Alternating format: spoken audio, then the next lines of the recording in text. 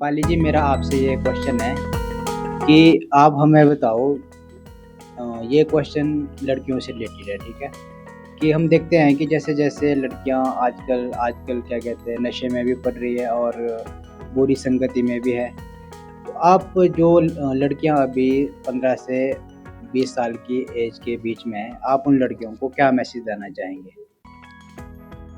15 to 20 years की girls है, मैं उनको ये बोलना चाहूंगी कि फर्स्टली तो रिलेशनशिप में इस एज में हो सके तो ना ही आओ।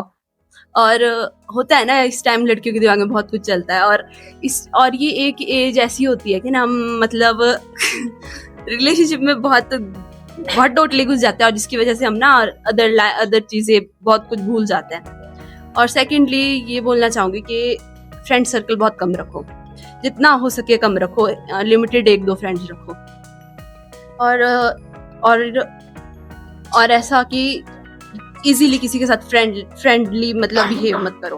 मतलब एक होता है ना अपना, थोड़ा एटीट्यूड ही समझ के चलो, एटीट्यूड में रहो। मतलब थोड़ा ऐसे नहीं कि एकदम किसी के साथ फ्रेंडली हो जाओ, क्योंकि आज के पता है क्या होता है कि लोग क्या सोच लेते हैं, अगर हम थोड़े भी फ्रेंडली हो जाएं किसी के साथ, लोग सोचेंगे कि ये ऐसी है, ये तो ऐसा ही है।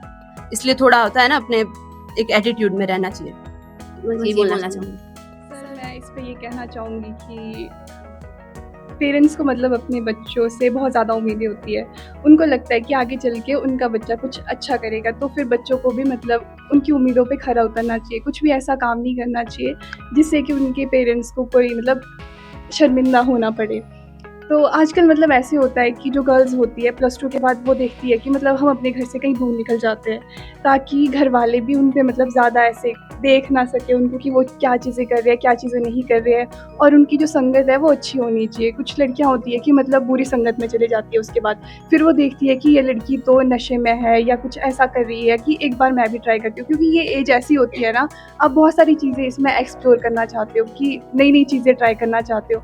अगर आप देख रहे हो कि दूसरी लड़की ये चीज़ करी है, तो आप सोचते हो कि मैं भी कर सकती हूँ, अगर ये करी है तो एक बार मैं भी देख लेती हूँ क्या है क्या नहीं है। तो अगर वो चीज़ वो ट्राई करने लग जाती है, तो धीरे-धीरे उसको उस चीज़ की लत लग जाती है, ऐसा मतलब होता है।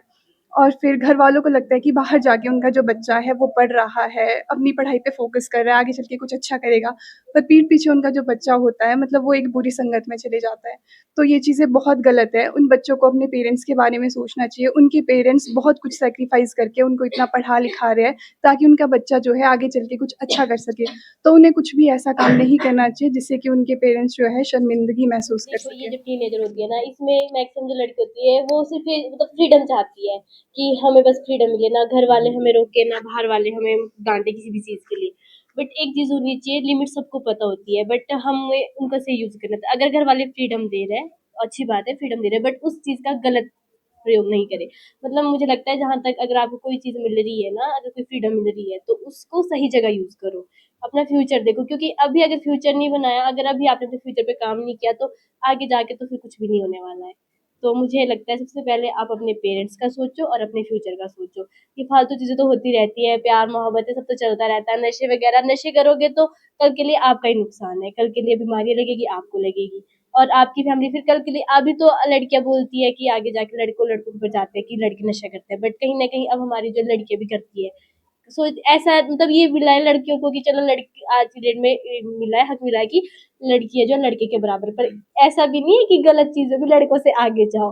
मतलब सही अच्छी बात है कि हमारे को मिल रहे हैं, दोनों को सेम, लड़कों और लड़की को सेम हक मिल रहे हैं, बट उसका सही उपयोग करना चाहिए। आई थिंक ये मैसेज है सर मेरा।